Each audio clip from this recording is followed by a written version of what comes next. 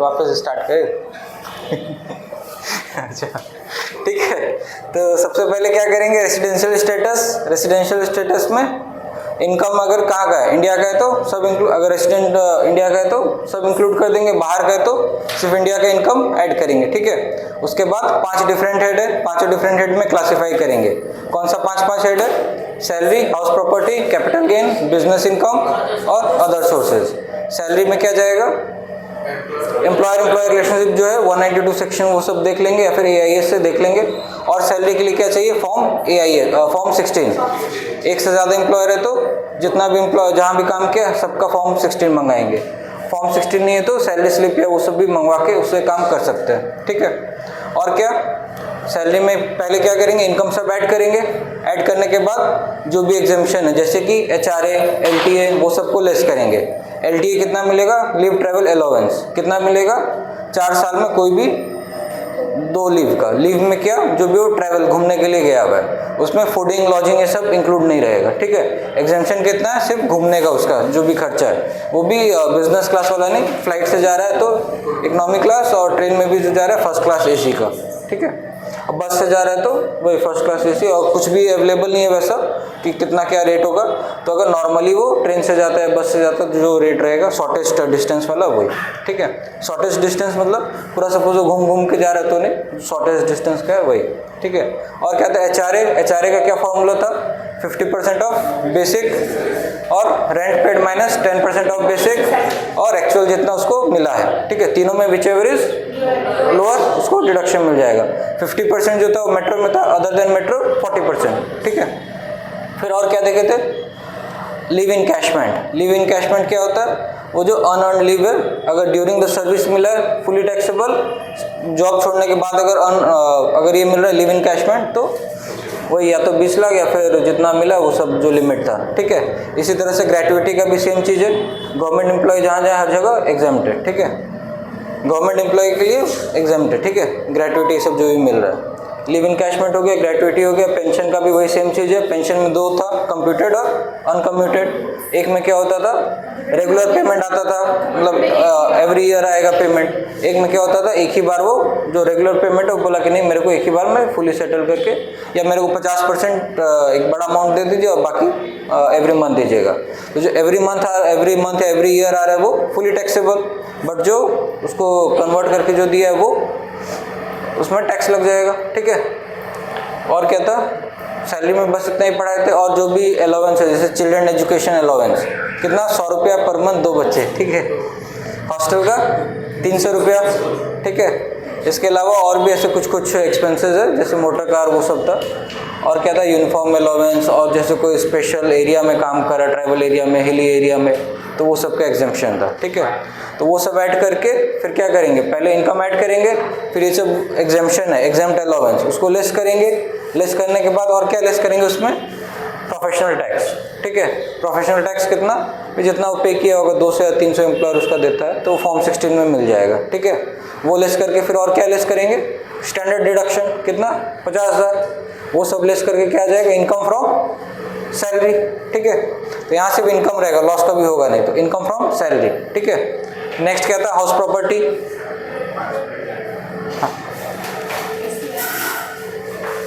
फिर सेकंड में क्या था, हाउस प्रॉपर्टी। हाउस प्रॉपर्टी में क्या करते थे, रेंटल इनकम। ठीक है, रेंटल इनकम को क्या करेंगे, ऐड, लेस क्या करेंगे, म्युनिसिपल टैक्स जो भी पे किया होगा क्या आ जाएगा हम लोग का, उस वो वैल्यू से क्या लेस करेंगे, 30% ऑफ वो जो अमाउंट आया उसका 30% लेस कर देंगे, स्टैंडर्ड डिडक्शन। फिर उसके बाद और क्या लेस करेंगे, interest on housing loan. Housing loan कितना लेस करेंगे, 2 लाख। ठीक है, 2 लाख हाउसिंग लोन लेस करेंगे। उसमें एक और पॉइंट है, 1999 से पहले का अगर लोन होगा तो 30,000 ही लिमिट था, बट अभी तो रीपे कर दिया होगा तो वही होगा। प्री कंस्ट्रक्शन पीरियड वाला 5 इक्वल एनुअल इंस्टॉलमेंट, तो जब कंस्ट्रक्शन हुआ नहीं है उस केस में अभी नहीं मिलेगा, कंस्ट्रक्शन होने के बाद मिलेगा। कंस्ट्रक्शन जब कंप्लीट होगा उसके नेक्स्ट 5 ईयर्स में 5 इक्वल इंस्टॉलमेंट में उसको क्लेम कर लेगा। ठीक है, वहाँ भी लिमिट वही 2 लाख की टोटल। ठीक है, और क्या था, सेल्फ ऑक्यूपाइड प्रॉपर्टी है तो न्यू रिजीम में इंटरेस्ट ऑन लोन नहीं मिलेगा, बट ओल्ड रिजीम में इंटरेस्ट ऑन वो मिल जाएगा। न्यू में कब मिलेगा, सिर्फ तभी मिलेगा जब लेट आउट प्रॉपर्टी है। ठीक है, और क्या था उसमें, तो न्यू रेजिम में वो इनकम फ्रॉम हाउस प्रॉपर्टी में लॉस नहीं आएगा, ओल्ड में आ जाएगा। ठीक है, ओल्ड में क्यों आएगा? सपोज रेंट पे नहीं दिया है तो 2 लाख हो जाएगा उसका, है ना। अगर 2 लाख इंटरेस्ट दे रहा है तो नेगेटिव हो गया। ठीक है, और क्या था उसमें? अगर 2 से ज़्यादा प्रॉपर्टी है, मैक्सिमम वो कितना सेल्फ ऑक्यूपाइड रख सकता है? 2 से अगर ज़्यादा है तो डीम्ड लेट आउट उसको मानेंगे। ठीक है, एक तो हो गया सेल्फ ऑक्यूपाइड, एक हो गया लेट आउट भाड़े में दिया, और एक डीम्ड लेट आउट कि अगर 2 से ज़्यादा प्रॉपर्टी वो सेल्फ ऑक्यूपाइड कर रहा है, उस केस में जो थर्ड प्रॉपर्टी है तो वो अपने हिसाब से कोई भी ले सकता है, तो जिसका रेंट कम होगा उसी को वो लेगा। ठीक है, ये था हाउस प्रॉपर्टी। ये सब करके क्या आ जाएगा? इनकम और loss from house property. Third में क्या था? Capital gain. कैपिटल गेन में क्या करना था आपको? क्लाइंट को उसका फॉर्मेट एक पूछना था कि कौन सा आपका कैपिटल गेन अगर कुछ है, कौन सा प्लेटफॉर्म आप यूज़ कर रहे हैं। आप जीरोधा यूज़ कर रहे हैं, ICICI यूज़ कर रहे हैं, HDFC यूज़ कर रहे हैं, जो भी यूज़ कर रहा होगा, अगर वो खुद से डाउनलोड करके एक्सेल फाइल दे देता है तब तो ठीक है, बट अगर उसको प्रॉब्लम हो रहा है देने में तो क्या करेंगे? उसको एक वो जो हम भेजे थे आपको गाइड, उसको गाइड भेज देंगे, बोलेंगे आप गाइड को फॉलो करके डाउनलोड कर लीजिए। गाइड को फॉलो करेगा, उसमें सब कुछ पूरा प्रॉपर्ली एक्सप्लेन किया हुआ है, उसको देख के फॉलो करके वो क्या करेगा? एक्सेल फाइल दे देगा। एक्सेल फाइल में क्या रहेगा? डिटेल्ड स्टेटमेंट हम लोग को चाहिए, समरी वाला नहीं चाहिए। उसको बोलेंगे डिटेल्ड वाला जो है, ट्रांजैक्शन वाइज डिटेल जो है वो डाउनलोड करके देना है। उसमें मेन क्या क्या रहना चाहिए? Purchase date, purchase amount, sale date, sale amount, और क्या बेच रहा है वो। ठीक है, परचेज डेट कौन सा? सेल के अगेंस्ट वाला परचेज डेट। ठीक है, और सेल अमाउंट कौन सा? During the year. ठीक है, तो सिर्फ ट्रांजैक्शन हम लोग को नहीं चाहिए, स्टेटमेंट हम लोग को चाहिए, जिससे सेल डेट आ जाए और सेल के अगेंस्ट में परचेज आ जाए। कैपिटल गेन वाला स्टेटमेंट उनसे लेके क्या करेंगे? सिर्फ हम लोग को अपलोड करना है, अपलोड करके और क्या करना है? सेल अमाउंट हम लोग का जो है उसको मैच करेंगे AIS से। अगर AIS में ज़्यादा है, हम लोग का कम है, तो उससे पूछेंगे कि और भी कुछ प्लेटफॉर्म में यूज़ कर रहा होगा। हो सकता है कार्वी भी यूज़ कर रहा है बट आपको सिर्फ जीरोधा का दिया, HDFC यूज़ कर रहा है, आपको सिर्फ ICICI का दिया। ठीक है, एक से ज़्यादा यूज़ कर रहा है, आपको सिर्फ एक ही स्टेटमेंट दिया। तो नॉर्मली कंसोलिडेट स्टेटमेंट में सारे का आ जाता है, बट कभी कभी अगर सिर्फ उसी प्लेटफॉर्म के थ्रू जो ट्रांजेक्शन हुआ है वो आ रहा है तो आपको दूसरे का ही मांगना पड़ेगा ना। तो वो हो गया कैपिटल गेन, उससे क्या आ जाएगा? इनकम या फिर लॉस फ्रॉम कैपिटल गेन। फिर फोर्थ में क्या था? Business income. तो बिजनेस इनकम में बिजनेस रिलेटेड उसका सारा डिटेल मांग लेंगे कि आपका टर्नओवर कितना है, परचेज कितना, एक्सपेंसेस कितना है। तो नॉर्मली हम लोग सिर्फ टर्नओवर मांग के प्रेजेंटिव बेसिस में, अगर बिजनेस है तो 8%, और अगर प्रोफेशन है तो 50% उसको प्रॉफिट मान के आगे चल सकते हैं। ठीक है, अगर उससे कम का प्रॉफिट लेंगे तो ऑडिट करवाना पड़ता है। तो नॉर्मली हम लोग टर्नओवर बस पूछेंगे। टर्नओवर मतलब क्या? पूरा साल भर में आप कितना रुपया रिसीव किए। तो अगर नहीं भी बता पाएगा तो अप्रॉक्सीमेट आप एक फिगर बता दीजिए कि हाँ साल भर में, जैसे महीने का मेरा 20,000 का सेल है, महीने का 40,000 का सेल है, महीने का 40,000 का सेल हुआ मतलब इंटू 12 4,80,000, उतना का उसका टर्नओवर हो गया। अगर बिजनेस है तो उसका 8% कैलकुलेट कर लेंगे, प्रोफेशन है तो 50% मतलब 2,40,000 उसमें ऐड कर देंगे। तो क्या आ जाएगा वहाँ से? इनकम फ्रॉम बिजनेस और प्रोफेशन। ठीक है, अगर लॉस में वो जाना चाहता है तो उसको फिर ऑडिट करवाना पड़ेगा। फिर लास्ट क्या बचा? Other source. तो ये सब में जो भी बच गया वो कहाँ जाएगा? अदर सोर्स में, जैसे कि interest, dividend, commission income, casual income, ये सब कहाँ जाएगा? वही अदर सोर्स में। तो ये सब जो नॉर्मल इनकम है वो तो नॉर्मल स्लैब रेट के हिसाब से होगा, बट जो स्पेशल इनकम है, स्पेशल इनकम जैसे कि income from lottery, cross puzzle, horse, ये सब कहाँ जाएगा? कितना परसेंट जाएगा? 30%। ठीक है, ये सब अलग अलग कैलकुलेट कर लेंगे। कैलकुलेट करने के बाद क्या आ जाएगा हम लोग का? सबको ऐड कर देंगे। क्या आ गया? Gross total income. Gross total income से क्या लेस करेंगे? डिडक्शंस। डिडक्शंस कौन कौन सा? ATC। ATC में क्या क्या जाता था? LIC जाएगा, PPF जाएगा, सुपर एनुएशन फंड जाएगा, ट्यूशन फीस जाएगा। ट्यूशन फीस सिर्फ जाएगा, ठीक है, बच्चों का। कितने बच्चे? 2 बच्चे का ओनली ट्यूशन फीस। उसमें अगर कुछ ट्रांसपोर्ट फीस या वो सब भी दे रहे, वो सब नहीं, ओनली ट्यूशन फीस जाएगा। ठीक है, और क्या उसमें जाता था? अगर कुछ FD लिया या फिर रिकरिंग डिपॉजिट लिया, कौन सा? 5 साल वाला। ठीक है, बीच में अगर वो 5 साल को ब्रेक कर देता है तो फिर उसमें वापस इनकम में ऐड हो जाएगा। और क्या जा रहा था? अगर कुछ टैक्स सेविंग ELSS लिया है, म्यूचुअल फंड अगर वैसा कुछ लिया टैक्स सेविंग वाला, तो वो सब कहाँ जाएगा? ATC में। या फिर हाउसिंग लोन अगर कुछ है, उसका प्रिंसिपल अमाउंट सारा कुछ चला जाएगा ATC में। उसका लिमिट कितना है?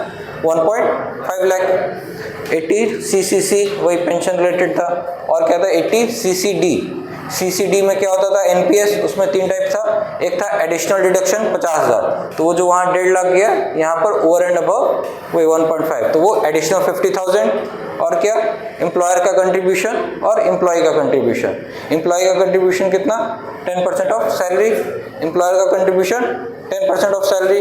बट अगर सैलरीड एम्प्लॉय नहीं है उस केस में सैलरी वाला 10% उसको मिलेगा नहीं, एम्प्लॉयर वाला तो 20% ऑफ सैलरी। ठीक है, अगर गवर्नमेंट का एम्प्लॉय है, सेंट्रल गवर्नमेंट या स्टेट गवर्नमेंट का अगर एम्प्लॉय है तो कितना, 14% ऑफ सैलरी। ठीक है, और क्या था, डिडक्शन 80C हो गया, 80CCC हो गया, 80CCD हो गया। फिर नेक्स्ट क्या था, 80D। 80D मतलब हेल्थ इंश्योरेंस। हेल्थ इंश्योरेंस में एज अगर 60 या बिलो 60 है तो 25,000, अबव 60 है तो 50,000। ठीक है, अभी 60 किसके लिए, मतलब सेल्फ, स्पाउस और चिल्ड्रेन। ठीक है, अगर खुद भी भर रहा है तो पेरेंट्स का भी वही सेम। तो यहाँ पर एज हम लोग देखेंगे 25 देना है कि 50 देना है। पेरेंट्स का एज भी 60 बिलो है तो 25, सेल्फ के लिए 25, टोटल कितना, 25 और 25 50। पेरेंट्स का एज 60 प्लस है, उसका एज बिलो 60 है तो 25 और 50 75। दोनों का एज 60 प्लस है तो 50 और 50 1 लाख। ठीक है, अगर इंश्योरेंस नहीं लिया है तो उस केस में हेल्थ चेकअप का 5,000। अगर इंश्योरेंस नहीं लिया है, पेरेंट्स का एज 60 प्लस है या उसका एज 60 प्लस है, सीनियर सिटीजन और इंश्योरेंस नहीं है तो मेडिकल एक्सपेंडिचर का 50,000। ठीक है, तो ये था हेल्थ एक्सपेंडिचर का इंश्योरेंस प्रीमियम 80D। फिर इसके बाद 80DD स्पेसिफाइड डिजीज वो सब आ जाएगा। ठीक है, 80U वही डिसेबल वाला वही सब केस आ जाएगा। ठीक है, वो सब में क्या था, एज के हिसाब से था एक में, और एक में डिसेबिलिटी परसेंट कितना है, 40% है तो 75,000, 80% है तो 1,25,000। ठीक है, और एक दूसरा वाला एज के हिसाब से क्या था, वो 40,000 और 1 लाख था। ठीक है, अगर एज कितना है, 60 बिलो है तो 40,000, 60 अबव है तो 1 लाख। ठीक है, और क्या था, 80D हो गया, 80DD हो गया, 80U हो गया, 80DDB में भी वही हेल्थ वही डिजीज वाला है ना। फिर क्या था, डोनेशन 80G। 80G में कितना मिलता था, चैरिटेबल इंस्टीट्यूशन है, अगर ट्रस्ट है ये सब है तो 50% या फिर ग्रॉस टोटल इनकम का 10%। ठीक है, और अगर suppose prime minister Covid fund है या उस तरह का कुछ भी प्राइम मिनिस्टर रिलीफ फंड है, उस केस में 100% मिलता था। पॉलिटिकल पार्टी है तो 100% था। ठीक है, पॉलिटिकल पार्टी को कंट्रीब्यूट कर रहा, कंपनी है तो भी कंट्रीब्यूट कर रहा पॉलिटिकल पार्टी को तो भी 100%, अगर कोई इंडिविजुअल HUF भी कंट्रीब्यूट कर रहा है तो 100%। दोनों का अलग 2 सेक्शन था ना, एक था political party contribution by company, एक था कंट्रीब्यूशन बाय इंडिविजुअल और HUF। ठीक है, और क्या था उसमें, अगर 80E था, 80E क्या है, एजुकेशन लोन। 80EE क्या है, 80E है अगर इलेक्ट्रिक व्हीकल है, इंटरेस्ट अगर लोन पे इलेक्ट्रिक व्हीकल लिया। 80E एजुकेशन वाले में कितना मिलेगा, हायर एजुकेशन के लिए मिलेगा, लोन जब लेगा तब से लेके रीपे जब करना चालू करेगा, रीपे से नेक्स्ट 8 ईयर्स के अंदर उसको 8 ईयर्स तक जो भी उसका इंटरेस्ट ऑन लोन अमाउंट है पूरा उसको मिल जाएगा। ठीक है, इंटरेस्ट ऑन एजुकेशन लोन जितना भी है रीपे करा तब से 8 साल। ठीक है, और 80EE में क्या था, इंटरेस्ट ऑन इलेक्ट्रिक व्हीकल कुछ भी अगर परचेज किया, उसका जो भी लोन लिया, इंटरेस्ट जो पे कर रहा है, तो व्हीकल कौन सा होना चाहिए, इलेक्ट्रिक। ठीक है, फिर और क्या था, 80TTA। 80TTA क्या हुआ, सेविंग बैंक इंटरेस्ट कितना मिलेगा, 10,000, किसके ऊपर, सिर्फ सेविंग अकाउंट में। ठीक है, ये 60 बिलो जो जिनका एज है, 60 बिलो वाले को 80TTA में जाएंगे, 10,000 कितना, सेविंग में सिर्फ। ठीक है, फिर जिसका 60 प्लस है उनको 80TTB में मिलेगा। 80TTB में कितना मिलेगा, 50,000।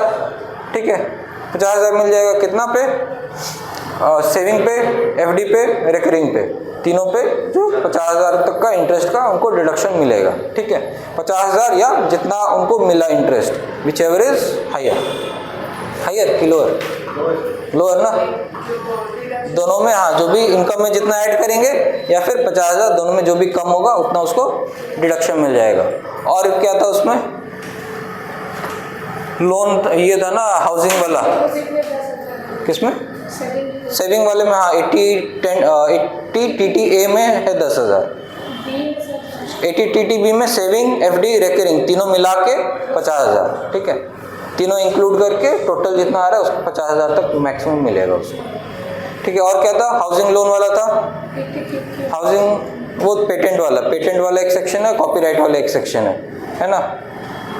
पेटेंट वाले को भी मिलेगा और कॉपीराइट वाले को भी मिलेगा। अगर ईयरली पेमेंट आ रहा है तो टैक्सेबल है फुली, बट अगर एक साथ में कुछ वैसा बड़ा अमाउंट पे करा है तो नहीं है, ठीक है, एग्जाम्पशन है उसमें, वही 2 सेक्शन जो है। और क्या था, हाउसिंग लोन वाला, हाउसिंग लोन में 2 था, एक था 16 से 17 2016-17 के बीच में लोन लिया है, प्रॉपर्टी वैल्यू 50, लोन वैल्यू 35, ठीक है। और फर्स्ट होम बायर है, अगर उसका पहला घर वो खरीद रहा है, फर्स्ट होम बायर है, 50 लाख का घर का वैल्यू 50 से ज़्यादा नहीं है, लोन का अमाउंट 35 से ज़्यादा नहीं है, उस केस में उसको मिल जाएगा कितना, 50,000, ठीक है। और एक क्या था सेक्शन 19 से लेके 2022 तक कितना, 45 लाख का तक का हाउस प्रॉपर्टी है, उसमें कितना था डिडक्शन, 1.5 लाख, ठीक है। ठीक है, डिडक्शन पूरा कंप्लीट, डिडक्शन हो गया सब कंप्लीट। डिडक्शन लेस करेंगे क्या आ जाएगा हम लोग का, टोटल इनकम, ठीक है। अभी अगर कुछ क्लबिंग वाला इनकम है तो कहाँ ऐड हो जाता, ग्रॉस टोटल इनकम निकालने के पहले वो जब 5 हेड का निकाल दिए, फिर क्लबिंग इनकम क्या हुआ कि सपोज अपना टैक्स बचाने के लिए वाइफ के नाम पे या बच्चे के नाम पे ट्रांसफर कर दिया, माइनर चाइल्ड है उसके नाम पे प्रॉपर्टी ट्रांसफर कर दिया और रेंटल इनकम उसके नाम पे दिखा रहा है, तो वो सब क्या हुआ, क्लबिंग होके इसके अकाउंट में, इसके इनकम में ऐड हो जाएगा, ठीक है। क्लबिंग तब कब नहीं होगा, जब वो उसका खुद का इनकम है। सपोज कोई एक जन है, कोई एक बच्चा है, खुद के कमाई से अगर घर खरीदा है, रेंटल इनकम है या एफडी किया खुद के कमाई से, तो वो सब यहाँ नहीं आएगा, ठीक है। फिर क्या हुआ, क्लबिंग हो गया, और क्या बचा, ये सब करके फिर टोटल इनकम आ गया। टोटल इनकम के ऊपर टैक्स कैलकुलेट करेंगे, कुछ उसमें कैरी फॉरवर्ड लॉसेज अगर ये सब होता तो उसको लेस कर देते, ठीक है। अगर कुछ प्रीवियस ईयर का कैरी फॉरवर्ड लॉसेज है तो उसको लेस कर देते। और क्या बचा, हाँ, अभी इतना सब करके हम लोग का इनकम आ गया। इनकम के ऊपर क्या कैलकुलेट करेंगे, टैक्स अभी 2 टाइप का, ओल्ड रिजिम में कैलकुलेट कर सकते हैं, न्यू रिजिम में, दोनों में जो बेनिफिशियल होगा उसमें हम लोग फाइल करेंगे। अगर बिजनेस इनकम है प्लस फर्स्ट कंडीशन क्या है, बिजनेस इनकम है, सेकंड कंडीशन है उसको ओल्ड टैक्स रिजिम में ज़्यादा फायदा है, उसको ओल्ड में भरना है, तो कौन सा फॉर्म भरेगा, वो फॉर्म 10 IEA ऑनलाइन जाके पहले वो फाइल करेगा। बट अगर बिजनेस इनकम नहीं है तो फॉर्म 10 IEA भरना ज़रूरी नहीं है, ठीक है। अगर सिर्फ कैपिटल इनकम है, सिर्फ सैलरी इनकम है, अदर सोर्सेज है, तो 10 IEA भरने का ज़रूरत नहीं है। 10 IEA कब भरेंगे, ओल्ड टैक्स रिजिम में उसको रिटर्न भरना है, और प्लस उसका बिजनेस इनकम है। डिफॉल्ट रिजिम कौन सा है, न्यू टैक्स रेजिम डिफॉल्ट है। अगर सपोज 31 जुलाई के अंदर हम लोग नहीं भरते हैं तो किस में उसको भरना पड़ेगा, न्यू पे भरना पड़ेगा, ओल्ड पे नहीं भर सकता। 31 जुलाई पे अगर नहीं भरता, ड्यू डेट क्या है 31 जुलाई, कौन से साल के लिए भरे 24-25, तो ड्यू डेट क्या होगा 31 जुलाई 2025, ठीक है। अगर 31 जुलाई तक नहीं भरा, इंटरेस्ट लगेगा, लेट फी लगेगा, और इंटरेस्ट लगेगा, लेट फी लगेगा, न्यू रेजिम में ही उसको भरना पड़ेगा। लॉसेस जो है वो कैरी फॉरवर्ड नहीं कर पाएगा, ठीक है। और क्या उसको लॉस रहेगा, इंटरेस्ट लगेगा ना, सेक्शन 234 ABC में इंटरेस्ट लग जाएगा उसका, ठीक है। 1% of part thereof 1% per month of part thereof interest लग जाएगा, ठीक है। और ठीक है, फिर अगर नहीं भरा तो बिलेटेड रिटर्न भरेगा। बिलेटेड रिटर्न कब, 31 दिसंबर, वो भी नहीं भर पाए तो अपडेटेड रिटर्न भरेगा। असेसमेंट ईयर से पहले 2 था, अभी 4 हो गया, नेक्स्ट 4 ईयर्स तक भर सकता है, ठीक है। असेसमेंट ईयर मतलब कौन सा हुआ, फाइनेंशियल अभी 24-25 है तो असेसमेंट ईयर 25-26, ठीक है। वहाँ से 26 से फिर 31 मार्च 26 से 4 साल जोड़ लेंगे, तब तक भर सकते हैं रिटर्न, ठीक है। और क्या था, रिवाइज रिटर्न क्या होता है, अगर सपोज कुछ एक रिटर्न भर दिया गलत हो गया तो उसको रिवाइज करेगा वो, ठीक है। रिवाइज में इनकम ऐड भी कर सकता है, लेस भी कर सकता है। अपडेटेड रिटर्न में सिर्फ इनकम, अगर टैक्स गवर्नमेंट को कुछ एक्स्ट्रा पेमेंट करना है, लॉस उसका कम हो रहा है, इनकम उसका एक्स्ट्रा हो रहा है, कुछ एक्स्ट्रा गवर्नमेंट को रुपया मिल रहा है, उस केस में ही अपडेटेड रिटर्न भरा जाएगा। एक बार अगर अपडेटेड रिटर्न भर दिए तो दोबारा उसको नहीं भर सकते। वैसे ही अगर फॉर्म 10 IEA जो है, अगर एक बार हम लोग भर दिया कि हम लोग को ओल्ड रिजिम में जाना है, वो फॉर्म भर दिए तो हम लोग को रिटर्न उस साल के लिए, जिस साल के लिए हम लोग फॉर्म भरे उस साल के लिए हम लोग को ओल्ड पे ही जाना पड़ेगा। वापस हम लोग अगर देखेंगे कि नहीं हम लोग का तो न्यू में फ़ायदा हो रहा है, तो वापस वो फिर न्यू में फाइल नहीं हो पाएगा। फॉर्म 10 IEA एक ही बार भर सकते, 1 साल के लिए, और पूरा लाइफ टाइम में सिर्फ 2 बार भर सकते। ठीक है, मतलब अभी अगर सपोज ओल्ड में चले गए तो फिर ओल्ड में भरते जाएगा वो, तो वापस वो फिर न्यू में एक ही बार आएगा, फिर न्यू में अगर आ गया वापस वो फिर ओल्ड में नहीं जा पाएगा। ठीक है, पूरा लाइफ टाइम में एक बार न्यू से ओल्ड में गया, फिर ओल्ड से वापस न्यू में आया, फिर अब न्यू से ओल्ड में नहीं जा पाएगा। ठीक है, लाइफ टाइम में 2 ही बार अवेलेबल है और एक साल में एक ही बार। तो अगर एक बार फॉर्म भरा गया तो जिसके लिए भरा है कि ओल्ड में जाना है वही उसी में उसको रहना पड़ेगा। ठीक है, फिर टैक्स में क्या था, न्यू टैक्स और ओल्ड टैक्स। न्यू टैक्स का क्या था स्लैब रेट 0 to 3, 3 से 7 और 7 to 10, 10 to 12, 12 to 15, 15 से ऊपर। ओल्ड वाले में 0 to 2.5 लाख, 2.5 लाख से 5, 5 से 10, 10 से ऊपर जितना भी है 30%। वहाँ स्लैब रेट कितना था 0%, 5%, 10%, 20%। ठीक है, यहाँ कितना था 0%, फिर 5 के बाद 10, 10 के बाद 15, फिर 20, वैसे करता है फिर वैसे। ठीक है, जो ये था सेक्शन 87A में रिबेट जो था, रिबेट कितना मिलेगा ओल्ड में 5 लाख। अगर 5 लाख से कम का इनकम है तो रिबेट मिल जाएगा। न्यू में 7 लाख, 7 से कम का है तो जितना भी उसका टैक्स आ रहा है पूरा उसको रिबेट मिल जाएगा। ठीक है, ये रिबेट जो है ये स्पेशल इनकम जैसे कि कैपिटल गेन हो गया या फिर आपका कैपिटल गेन हो गया, फिर income from lottery, horse, puzzle, gambling, वो सब में ये रिबेट नहीं मिलेगा। ठीक है, ये सब में अगर आ रहा है तो वो सबको लेस करके फिर वो रिबेट कैलकुलेट करेंगे। ठीक है, तो ये सब जो स्पेशल इनकम है 7 लाख से बिलो का भी अगर इनकम है तो भी उसको उसके ऊपर 30% टैक्स देना है। कैपिटल गेन का भी अलग से रेट है, उस रेट पे उसको टैक्स देना है। कैपिटल गेन का भी 15% भी है, 20% भी है। ठीक है, फिर रिबेट हो गया। रिबेट में मार्जिनल रिलीफ किस में था, ओल्ड में था। मार्जिनल रिलीफ दोनों में से किसी एक में था ना, ओल्ड में था क्या, ओल्ड में नहीं था। मार्जिनल रिलीफ मतलब क्या, उसका इनकम सपोज 5,01,000 है तो उसको रिबेट नहीं मिलेगा ओल्ड में, तो कितना एक्स्ट्रा इनकम कितना हुआ 1000 रुपया, तो उसका एडिशनल टैक्स कितना आना चाहिए, सिर्फ जितना वो एक्स्ट्रा कमाया है। ठीक है, जितना वो एक्स्ट्रा कमाया उतना ही उसका टैक्स आना चाहिए। तो न्यू वाले में मार्जिनल रिलीफ है बट ओल्ड वाले में मार्जिनल रिलीफ नहीं है। ठीक है, तो अगर 5 लाख 1 रुपया भी हुआ या 5 लाख 10 रुपया भी हुआ, 5 लाख से ऊपर हो गया तो उसको रिबेट वहाँ पर नहीं मिलेगा। जो भी टैक्स उसका आ रहा है उसको उतना देना पड़ेगा। बट न्यू वाले में सपोज उसका इनकम आ गया 7,02,000 रुपया, 7 लाख से कितना ज़्यादा 2,000, तो उसका टैक्स तो बहुत ज़्यादा आ रहा होगा बट उसको वहाँ पर सिर्फ जितना एक्स्ट्रा वो कमाया, एक्स्ट्रा इनकम जो उसका 2,000 है बस उतना ही उसको टैक्स देना है। वो हो गया मार्जिनल रिलीफ। ओल्ड में अवेलेबल नहीं है मार्जिनल रिलीफ, न्यू में अवेलेबल है। इसी तरह से सरचार्ज जो है, सरचार्ज में भी मार्जिनल रिलीफ अवेलेबल है। सरचार्ज क्या होता है, जब उसका इनकम काफ़ी ज़्यादा 50 लाख से काफ़ी ऊपर है तो उसको फिर टैक्स के ऊपर सेस ऐड करेंगे, सेस के बाद फिर सरचार्ज भी उसमें ऐड करेंगे। सरचार्ज किस पे ऐड करता है, टैक्स के ऊपर। ठीक है, मैक्सिमम सरचार्ज पहले था कितना 37, अभी कितना हो गया 25%। ठीक है, और क्या पढ़े थे हम लोग, रिबेट हो गया, फिर टैक्स कैलकुलेट कर लेंगे हम लोग। टैक्स जितना आएगा उसमें क्या करेंगे, टैक्स कैलकुलेशन कर लिए, ये हम लोग का टैक्स लायबिलिटी है। अभी उसमें से लेस क्या करेंगे, जो टैक्स पेड है, टैक्स पेड कहाँ से मिलेगा, फॉर्म 26 से या फिर चलान ई पे टैक्स में जाके वहाँ सर्च कर लेंगे, पता चल जाएगा कौन कौन सा चलान है, वहाँ से डाउनलोड भी हो जाएगा।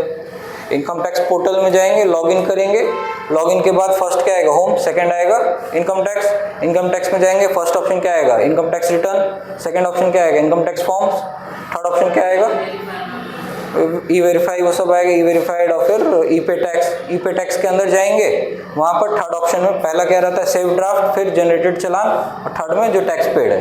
टैक्स पेड जनरेटेड चलान क्या हो गया, आप टैक्स पे कर रहे हैं बट पे नहीं कर पाए, कुछ रीजन से बैंक डिक्लाइन कर दिया ट्रांजेक्शन। जनरेटेड चलान, चलान तो बन गया बट टैक्स पेमेंट नहीं हुआ, वहाँ दिखाएगा। सेव ड्राफ्ट में आप ड्राफ्ट सेव करके रखे फ्यूचर में पे करने। थर्ड वाले में हम लोग को चलान मिल जाएगा। एकदम लास्ट में 3 डॉट रहेगा, वहाँ क्लिक करेंगे, वहाँ ऑप्शन आ जाएगा download, copy details, view, 3 option आ जाएगा, व्यू, कॉपी डिटेल्स, डाउनलोड। वहाँ से डाउनलोड कर लेंगे, चलान डाउनलोड हो गया। चलान में हम लोग क्या क्या चाहिए, serial number, BSR code, amount और डेट। BSR कोड, चलान सीरियल नंबर, डेट और अमाउंट। ठीक है, ये 4 चीज़ वहाँ से मिल जाएगा हम लोग को। ओके, फिर उसके बाद अगर न्यू पेमेंट करना है तो वहीं पर राइट साइड में ही न्यू पेमेंट लिखा हुआ है। न्यू पेमेंट में जाएंगे, इनकम टैक्स पे करना है तो फर्स्ट ऑप्शन ही इनकम टैक्स है। इनकम टैक्स में सिलेक्ट कर लेंगे, फिर असेसमेंट ईयर बोलेगा, असेसमेंट ईयर सेलेक्ट कर लेंगे। नीचे में फाइनेंशियल ईयर, असेसमेंट ईयर दोनों आपको लिखा हुआ भी आ जाएगा क्रॉस चेक करने के लिए सही किए कि नहीं। फिर उसके बाद टैक्स टाइप में फर्स्ट ऑप्शन आ जाएगा 300 सेल्फ असेसमेंट टैक्स, उसको सेलेक्ट करके फिर प्रोसीड कर देंगे। तो ये सब जो है सेल्फ टाइप ऑफ पेमेंट या फिर एडवांस टैक्स वो सब देख के सिलेक्ट करना है। नहीं तो फिर अगर एक में 7 डेज है, एक में 30 डेज, उसके अंदर अगर हम लोग उसको रेक्टिफाई नहीं करते तो फिर ऑफलाइन ही रेक्टिफाई होता है, ठीक है। फिर उसके बाद क्या आ जाएगा, सेल्फ असेसमेंट सेलेक्ट करके कंटिन्यू किए। कंटिन्यू के बाद फिर ब्रेकअप मांगेगा, टैक्स, सेस, सरचार्ज कितना क्या क्या, पूरा अमाउंट टैक्स में डाल के कंटिन्यू करके क्या करेंगे, पेमेंट कर देंगे। किसके through, net banking, UPI, credit card, debit card, सारा ऑप्शन है। क्रेडिट कार्ड का भी ऑप्शन है, बट क्रेडिट कार्ड में लिमिटेड बैंक रहता है, ठीक है। तो वैसे सेलेक्ट करके पेमेंट कर देंगे। पेमेंट करने के बाद एक डेबिट एडवाइस निकल के आता है, उसका हम लोग कुछ काम नहीं है। उसके बाद 2 मिनट उस वही पेज में रहने के बाद फिर चालान डाउनलोड होता है, ठीक है। चालान का समझ गए, 26A से TDS TCS जो भी कटा है हम लोग का उसका डिटेल आ जाएगा, ठीक है। और एडवांस टैक्स कुछ पे किया है तो वही चालान से हम लोग ले लेंगे। वो सब करके जितना भी उसका, अगर सपोज ज़्यादा पे किया है तो रिफंड मिलेगा उसको, अगर कम पे किया है तो टैक्स देना पड़ेगा। अगर ज़्यादा पे कर दिया, रिफंड उसको 60 डेज से ज़्यादा में नहीं मिला रिफंड, इंटरेस्ट के साथ आएगा। इसी तरह से अगर हम लोग लेट से पेमेंट करें तो हम लोग को भी इंटरेस्ट देना है। हम लोग को कितना परसेंट का इंटरेस्ट आएगा, 6%, वो लोग देंगे वो लोग लेंगे कितना, 1% करके, ठीक है। और क्या, तो ये हो गया पूरा प्रोसेस। अभी हम लोग को सॉफ्टवेयर के थ्रू करना है। सॉफ्टवेयर में हम लोग क्या करेंगे, क्लाइंट से डॉक्यूमेंट मांगेंगे, पहले क्या चेक करेंगे, उसका AIS निकालेंगे। AIS निकाल के चेक करेंगे उसका इनकम क्या क्या है। AIS में लिखा होगा इनकम क्या क्या है। इसी में अगर एक प्रीफिल जो हम लोग करेंगे, प्रीफिल में हम लोग को क्या मिलेगा, interest on income tax refund. वो AIS में एक ही ये इनकम है जो AIS में नहीं मिलेगा, ठीक है। Interest on income tax refund, ठीक है। जो हम बताए ना कि अगर ज़्यादा टैक्स पे कर दिया रिफंड आएगा, लेट से रिफंड किए तो इंटरेस्ट देंगे। तो वो जो लास्ट ईयर का जो रिफंड था इस साल मिला होगा इंटरेस्ट के साथ, तो जो इंटरेस्ट के साथ मिला वो जो इंटरेस्ट अमाउंट है वो इनकम टैक्स में अदर सोर्स में जाएगा, ठीक है। वो अमाउंट प्रीफिल करेंगे तो वहाँ से आ जाएगा। या फिर लास्ट ईयर का पता चल जाएगा रिफंड कितना है, किससे, एक्नॉलेजमेंट से। कहाँ मिलेगा एक्नॉलेजमेंट, वही income tax portal, second option क्या था, इनकम टैक्स, वहाँ पर जाएंगे। फर्स्ट वाला इनकम टैक्स रिटर्न, उसमें फिर सेकंड ऑप्शन आएगा। फर्स्ट ऑप्शन रहेगा file income tax return, second option रहेगा view file returns. View file returns में जाएंगे, वहाँ 3 ऑप्शन आएगा, डाउनलोड जेसॉन, जेसॉन का कुछ काम नहीं हम लोग को, और क्या, डाउनलोड रिसिप्ट, रिसिप्ट मतलब एक्नॉलेजमेंट। वहीं से निकल के हम लोग का एक सिंगल पेज आएगा डाउनलोड होकर PDF फाइल, वहाँ से रिफंड अमाउंट पता चल जाएगा। या फिर फॉर्म को भी डाउनलोड करना है, किसके लिए, लास्ट ईयर का कैरी फॉरवर्ड लॉसेज अगर कुछ है तो वहाँ से हम लोग देख लेंगे। तो वो लास्ट ईयर का कैरी फॉरवर्ड लॉसेज या तो वहाँ पर दिखेगा फॉर्म में, या फिर कहाँ पर दिखेगा, प्रीफिल जब करेंगे तो प्रीफिल से अपने आप आ जाता है। और नहीं भी आए तो हम लोग एक बार क्रॉस चेक करना है लास्ट ईयर के IT रिटर्न फॉर्म से। लास्ट ईयर का IT रिटर्न फॉर्म डाउनलोड करेंगे, उसको ओपन करेंगे, फिर क्या करेंगे, ओपन करके फाइंड करेंगे, Ctrl F फाइंड में क्या सर्च करेंगे, कैरी फॉरवर्ड सर्च करने से अपने आप को वहाँ पर ले जाएगा। वो पूरा पेज स्क्रॉल करके वहाँ जाने का ज़रूरत नहीं है, Ctrl F का यूज़ करके हम लोग कर लेंगे, ठीक है। कैरी फॉरवर्ड लॉसेस भी वहाँ से पता चल गया। और क्या, इनकम टैक्स का वो जो इंटरेस्ट इनकम था वो भी वहाँ से पता चल गया, अदर सोर्स में चला गया। वैसे करके पूरा कैलकुलेट हो गया। अभी सॉफ्टवेयर में हम लोग क्या क्या करना है, उसका AIS सबसे पहले डाउनलोड करेंगे। AIS TIS ये सब अगर हम लोग PDF डाउनलोड करें तो पासवर्ड प्रोटेक्टेड, उसमें पासवर्ड रहता है, ठीक है, पासवर्ड प्रोटेक्टेड। पासवर्ड उसका क्या रहता है, पैन नंबर, जो उसका 10 कैरेक्टर का पैन नंबर है वो पूरा सब स्मॉल में, ठीक है। जितना भी उसमें लेटर है ना सब स्मॉल में रहेगा। पहला 5 लेटर, फिर 4 नंबर और लास्ट वाला भी लेटर, ठीक है। 4th लेटर क्या रहेगा, अगर इंडिविजुअल है तो P रहेगा, ठीक है। 5th वाला उसका सरनेम का फर्स्ट लेटर। तो उसका जो पैन नंबर है 10 कैरेक्टर का उसको वहाँ पर डालेंगे स्मॉल लेटर में सब। उसके बाद उसका डेट ऑफ बर्थ क्या रहेगा, DD MM YY फॉर्मेट में। मतलब अगर सपोज 31 जून 2009 को किसी का बर्थडे है तो क्या रहेगा, पैन नंबर, फिर उसके बाद 21062009, ठीक है। ये पूरा इतना लंबा उसका पासवर्ड। TIS का भी AIS का भी जो भी इनकम टैक्स से डाउनलोड हो रहा है पासवर्ड प्रोटेक्टेड फाइल, सबका पासवर्ड सेम, ठीक है। फॉर्म 16 में कभी कभी पासवर्ड प्रोटेक्टेड रहता है, उसका पासवर्ड रहता है कभी कैपिटल लेटर में पैन नंबर, कभी उसका डेट ऑफ बर्थ, तो क्लाइंट से पूछने से वो बता देगा, ठीक है। बहुत बार कैपिटल गेन स्टेटमेंट सबका ही बहुत सारे फाइल्स का पासवर्ड रहता है, तो क्लाइंट से पूछने से बता देगा, और नहीं तो आपको अगर पासवर्ड नहीं दिया है तो भी आप भी एक बार ट्राई कर सकते हो उसका पैन नंबर डालने का, डेट ऑफ बर्थ डाल के एक बार ट्राई करने का। अगर मान लीजिए उससे खुल गया तो उससे क्यों बार बार मांगेंगे, ठीक है। फिर AIS ओपन करने के बाद वहाँ पर क्या चेक करेंगे, वहाँ किस टाइप से रहता है, सोर्स के हिसाब से AIS में रहेगा इनकम सोर्स, जैसे कि significant financial transaction, other information में GST डिपार्टमेंट जो GST का टर्नओवर दिया है अदर में रहेगा, सिग्निफिकेंट फाइनेंशियल ट्रांजैक्शन बैंक के सब के थ्रू आ जाएगा, ठीक है। और क्या रहता है, TDS के थ्रू एक इन्फॉर्मेशन रहता है। तो जहाँ से जो सोर्सेज को इन्फॉर्मेशन मिला है सोर्स वाइज वहाँ पर पूरा दिखा देगा, ठीक है। तो अगर सपोज किसी का कैपिटल गेन है उसमें TDS भी कटा है और सिग्निफिकेंट फाइनेंशियल ट्रांजैक्शन में भी वो आ जाएगा और यहाँ पर भी आ जाएगा, TDS वाले सेक्शन में भी, दोनों सेक्शन में दिखाएगा। आपको कौन सा लेना है, दोनों में जो ज़्यादा होगा वही वाला लेना है, ठीक है। सपोज अगर इनकम मिला 1 लाख सिग्निफिकेंट फाइनेंशियल ट्रांजैक्शन में दिखा रहा है, बट TDS कटा सिर्फ 80,000 में, तो वहाँ तो 80 दिखाएगा ना, बट आपको इनकम कौन सा लेना है, 1 लाख, तो दोनों को कंपेयर करेंगे। तो उसके लिए TIS को भी रेफर कर सकते हैं। TIS मतलब टैक्स पेयर इंफॉर्मेशन सिस्टम, वहाँ पर प्रॉपरली सारा इन्फॉर्मेशन रहेगा। बट नहीं है तो AIS में डिटेल्ड इन्फॉर्मेशन भी चेक कर सकते हैं, ठीक है। अभी AIS में चेक करेंगे, सैलरी है तो फॉर्म 16 मांगेंगे, कैपिटल गेन है तो कैपिटल गेन स्टेटमेंट मांग लेंगे, ठीक है। बिजनेस इनकम है तो उसका डिटेल सब मांग लेंगे। प्रॉपर्टी के बारे में उससे पूछ लेंगे कि कुछ रेंटल प्रॉपर्टी, या सपोज अगर कुछ डिडक्शन के लिए वो इंटरेस्ट ऑन हाउसिंग लोन, या ये कहाँ मिलेगा, इंटरेस्ट ऑन हाउसिंग लोन आपको फॉर्म 16 में भी मिल सकता है, ठीक है।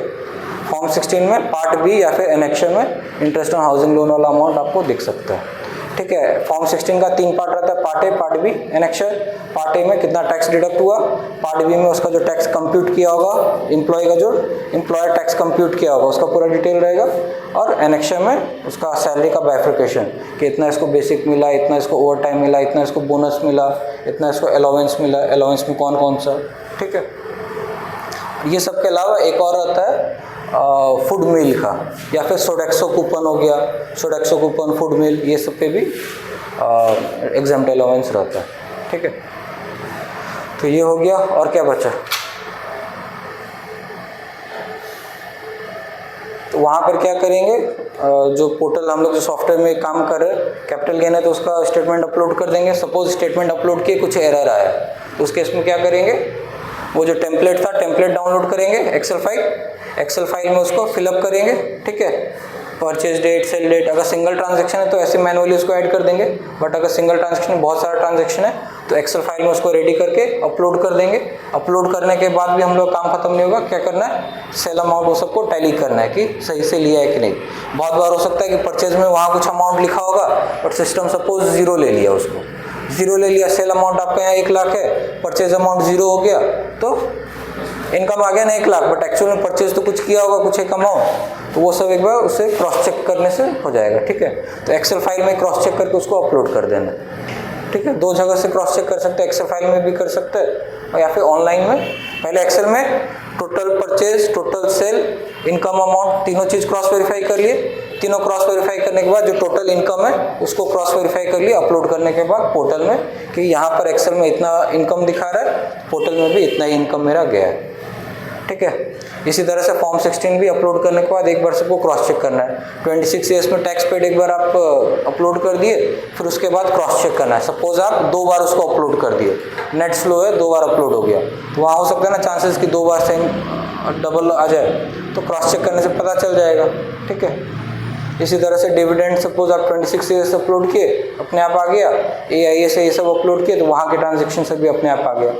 क्रॉस चेक करने से अगर ज़्यादा हो रहा है तो उसको भी आप एलिमिनेट कर सकते हैं ना, अगर कुछ रिपीट हो रहा है तो क्रॉस चेक करने से पता चल जाएगा, ठीक है। डिडक्शंस का नॉर्मली फॉर्म 16 में चेक कर लेंगे, उसके अलावा फिर क्लाइंट से पूछ लेंगे। तो क्लाइंट से आपको सब नहीं पूछना है, ऐसे नॉर्मल जो है ATC पूछ लिए कि आपका LIC, PF, म्यूचुअल फंड ये सब कुछ है क्या, और ATD हेल्थ इंश्योरेंस कुछ है क्या, ठीक है। इंटरेस्ट वाला इनकम तो अपने आप पता चल जाएगा कितना है, जो इनकम ऐड किए होंगे वहीं आएगा, तो इंटरेस्ट वाला हाँ पूछने का ज़रूरत नहीं है। कौन कौन सा पूछना है, ATC पूछ लिए, ATD पूछ लिए हेल्थ इंश्योरेंस, NPS का पूछ लिए, NPS में कुछ किए क्या, डोनेशन का पूछ लिए, कहीं कुछ आप डोनेट किए है क्या, ठीक है। डोनेशन में कैश वाला भी था, अगर 80G डोनेशन है तो 5,000 से ज़्यादा कैश में उसको डोनेट नहीं कर सकते, ठीक है। पॉलिटिकल पार्टी का कितना था, 2000 था, 2000 से ज़्यादा वो वहाँ पर नहीं, बैंक के थ्रू उसको जाना पड़ेगा, ठीक है। डिडक्शन के अलावा ये सब के अलावा और पूछ लिया, और भी कुछ है आपका क्या, इंटरेस्ट ऑन हाउसिंग लोन का कुछ है क्या आपका, बस ये जो मेन डिडक्शन है वो सब उससे पूछ लिए। बाकी फॉर्म 16 और उसका पे स्लिप से देख लिए क्या क्या अलाउंस उसको मिलेगा, ठीक है। फॉर्म 16 से अलाउंस मिल गया, कहाँ पर, एनेक्शन में अलाउंस मिल गया उसका। फिर डिडक्शन जो था वो भी फॉर्म 16 पार्ट बी में मिल गया। इसके अलावा कुछ उससे पूछ लिए या फिर डॉक्यूमेंट्स में वेरीफाई कर लिए कि वो डॉक्यूमेंट क्या क्या दिया है। जो भी डॉक्यूमेंट अपलोड किया है, भले ही वो काम का नहीं है, आधार कार्ड अपलोड कर दिया, हम लोग कुछ काम का नहीं है, फिर भी उसको हम लोग को चेक करना है। बेसिक इन्फॉर्मेशन ऑलरेडी सॉफ्टवेयर में फिलअप होगा, फिर भी ऊपर कुछ मिस हो गया तो उसको एक बार देख सकते हैं, ठीक है। इस बार से बैंक डिटेल्स, जितना भी उसका बैंक अकाउंट है सबका डिटेल्स जाएगा। डिटेल्स में क्या क्या जाएगा, उसका अकाउंट नंबर, अकाउंट टाइप और IFSC कोड, ठीक है। कौन सा बैंक है, ICICI, HDFC कौन सा बैंक है, जो ब्रांच है उसका एक IFSC कोड, उसका अकाउंट नंबर, अकाउंट टाइप, ठीक है, बस इतना ही डिटेल। अगर इनकम उसका 50 लाख से ऊपर है तो उसका एसेट और लायबिलिटी का पूरा डिटेल जाएगा। एसेट मतलब प्रॉपर्टी, ज्वेलरी, इंश्योरेंस, व्हीकल, ठीक है, जो भी उसका है, ज्वेलरी, उसको पूरा एस्टिमेट एक बता देगा कि हाँ मेरा लगभग इतने का ज्वेलरी है, वो सब इनकम ऐड हो जाएगा। फिर उसके रिलेशन में जो लायबिलिटी है वो भी फिर नीचे में जाना है। लायबिलिटी कौन सा, उसके रिस्पेक्टिव में, तो वो क्लाइंट से पूछने से उसका पूरा वो डिटेल दे देगा। आप लोग को उसको एक एक्सेल फॉर्मेट भेजना है, भर के दे देगा, उसको आपको अपलोड करना है, डेटा अपने आप चला जाएगा। फिर उसको एक बार क्रॉस वेरीफाई करना है कि जो भी वो डेटा दिया सब सारा अमाउंट उसमें गया है कि नहीं गया, ठीक है। और क्या था, शेड्यूल FA हो गया, फिक्स्ड एसेट वाला ये हो गया। शेड्यूल FA तो फॉरेन इनकम, वो छोड़ दीजिए। एसेट लायबिलिटीज इसको बोलते हैं शेड्यूल AL मतलब शेड्यूल एसेट लायबिलिटी, ठीक है। उसका फॉर्मेट देंगे, क्लाइंट को बोलेंगे आपका 50 लाख से ज़्यादा का इनकम है, तो इसलिए ये सब डिटेल देना मैंडेटरी है, तो इसको आप भर के दे दीजिए, ठीक है। और क्या, सब हो गया सब कवर। और कुछ डाउट, ठीक है। उसमें पोर्टल में काम कैसे करना है, सबसे पहले डॉक्यूमेंट चेक करेंगे, उसका AIS चेक करेंगे। जो डॉक्यूमेंट मांगना है एक ही बार में हम लोग को मांगना है, बार बार डॉक्यूमेंट नहीं मांगना है, एक ही बार में कहाँ पर मांगना है वो दिखाई दे। डॉक्यूमेंट सेक्शन में जाना है, उसमें 2 पार्ट था। पहला क्या था, डॉक्यूमेंट अपलोडेड बाय क्लाइंट, दूसरा क्या था, हम लोग जो क्लाइंट को डॉक्यूमेंट दिए, ठीक है। वहीं पर जाएंगे, वहाँ पर न्यू रिक्वेस्ट में क्लिक करके जो भी मेरे को डॉक्यूमेंट चाहिए, तो फॉर्म 16 चाहिए उसमें टिक मारेंगे, AIS चाहिए उसमें टिक मार के कंटिन्यू कर देंगे, तो उसको एक डॉक्यूमेंट सेक्शन वहाँ पर दिखा देगा पेंडिंग, ठीक है। और इधर साइड जो राइट साइड में जो चैट बॉक्स है, चैट बॉक्स में भी मांगना था, उसका भी हम एक सैंपल दे दिए थे कि ऐसे ऐसे करके मांगना है कि as per your AIS report there is some sale transaction related to capital gain, so please provide the, वैसे करके वो जो फॉर्मेट था उसी के हिसाब से उनसे डॉक्यूमेंट मांगना है। डॉक्यूमेंट जब आ जाएगा उसको पूरा चेक कर लेंगे, चेक करने के बाद उसके ऊपर पूरा वर्क करेंगे। हो जाने के बाद फिर क्लाइंट के साथ डिस्कस कर लेंगे कि आपका कुछ और है क्या। डिस्कशन के बाद कंप्यूटेशन प्रिपेयर करके उसको दे दिए, डिस्कस कर लिए, टैक्स पे कर दिया, फिर रिटर्न भर देंगे, ठीक है, ठीक है। और क्या, और वही डॉक्यूमेंट सब चेक करना है, क्रॉस वेरीफाई सबको करना ही है। और क्या, क्लाइंट को कुछ डाउट होगा सबसे पहले उसको एक मैसेज कर देंगे कि हाँ आपके फाइल में मैं काम कर रही हूँ, तो है पेशेंस, थोड़ी देर में आपको वर्क कंप्लीट करके मैं बताता हूँ या बताती हूँ, ठीक है। तो उसी तरह से जो भी फॉर्मेट था उसी फॉर्मेट में यहाँ पर भी डॉक्यूमेंट सेक्शन में भी मांगना है और वहाँ पर भी मांगना है। जो भी आपका वर्क का स्टेटस है, वर्क का स्टेटस जैसे कि डॉक्यूमेंट अवेटेड, क्लाइंट से डॉक्यूमेंट आना बाकी है, क्लाइंट से डॉक्यूमेंट आ गया तो डॉक्यूमेंट वेरीफाइड, काम चल रहा है तो वर्क इन प्रोग्रेस, कंप्यूटेशन भेज दिए तो computation send for approval, approval आ गया तो वही approval received, filing pending, tax payment pending, challan pending. तो जो भी उसका वर्क स्टेटस है, ठीक है, वो काम का स्टेटस क्या है वो भी आपको यहाँ पर एक रहेगा, लेफ्ट साइड में एक रहेगा, वहाँ पर आपको उसको अपडेट करना है, ठीक है। जैसे डॉक्यूमेंट मिला तुरंत उसको अपडेट कर दिए, डॉक्यूमेंट उसका पेंडिंग है तुरंत अपडेट कर दिए। डॉक्यूमेंट अवेटेड में बार बार उसको नहीं जाना है, एक ही बार में सारा डॉक्यूमेंट मांग लेना, ठीक है, वही चीज़ है। कहीं कुछ प्रॉब्लम हो रहा है कंफर्म होके क्लाइंट को बताना है, अगर डाउट है तो मेरे से पूछ के फिर उसको बताना है। वैसे मतलब बिना देखे या वैसे कुछ उल्टा सीधा उसको जवाब नहीं दे देना है। और अगर कहीं कुछ डाउट है तो गलत आंसर देना नहीं है, और ये भी नहीं बोला नहीं मेरे को मालूम नहीं, मेरे को आता नहीं है कुछ भी, उसको बोलना है कि सर पूरा एकदम अच्छे से पोलाइटली कि सर मेरे को थोड़ा सा टाइम दे दीजिए, इस चीज़ में थोड़ा डाउट है मेरे को, मैं देख के बताता हूँ या बताती हूँ। ये नहीं बोलना नहीं मेरे को आता नहीं है, मैं नया हूँ, मैं तो आर्ट्स का बच्चा हूँ वो सब कुछ नहीं बोलना है। सिंपली प्रॉपरली रिक्वेस्ट करना है कि सर थोड़ा सा टाइम दीजिए, मैं एक बार देख के बताता हूँ। सपोज अगर उसमें क्लाइंट गुस्सा भी हो जाता है कि अरे आपको कुछ आता नहीं है क्या, कुछ भी इस तरह का ही बोलता है, तो नहीं सर मालूम है बट एक बार मैं क्रॉस चेक करके ही आपको बोलना चाह रहा हूँ, एक बार प्रॉपरली चेक कर लूँगा फिर उसके बाद ही आपको बताऊँगा, तो इसलिए मैं आपसे थोड़ा सा टाइम मांग रहा हूँ, टाइम दीजिए, मैं देख के आपको सही आंसर दे देता हूँ। तो उसको कुछ भी आधा घंटा 1 घंटा कुछ भी एक टाइम लेके और फिर उसको प्रॉपरली रिप्लाई करना, ठीक है? ठीक है, तो वहाँ वो सब कुछ नहीं बोलना है मैं आर्ट्स का बच्चा हूँ, कॉमर्स का बच्चा हूँ, मैं कभी रिटर्न नहीं भरा हूँ, फर्स्ट टाइम रिटर्न भर रहा हूँ, मुझे नादान बच्चा समझ के माफ़ कर दीजिए तो वो सब कुछ नहीं, ठीक है? सिंपली बस अच्छे वे में हम थोड़ी अवेलेबल रहेंगे हर समय, ठीक है? तो प्रॉपरली उसको रिक्वेस्ट करके टाइम मांगना है, ठीक है? पूरा एकदम अच्छे से बात करना है, पोलाइटली बात करना है, खाना खाए वो सब बात नहीं करना है, काम का बात करना है, ठीक है?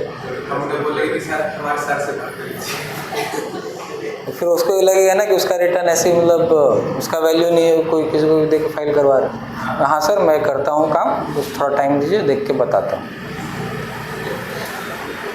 अब बोलेंगे सर से बात के लिए, उनको लगेगा ना कि इसको फिर मालूम नहीं है, मतलब मेरे फाइल के साथ रिस्क लिया जा रहा है या किसी ऐसे किसी को पकड़ा के काम करवाया जा रहा है। बोलना कि हाँ मेरे को मालूम है, थोड़ा टाइम दीजिए, मैं देख के क्रॉस चेक करके आपको बताता हूँ, ठीक है? और कुछ डाउट? रिविज़न खत्म?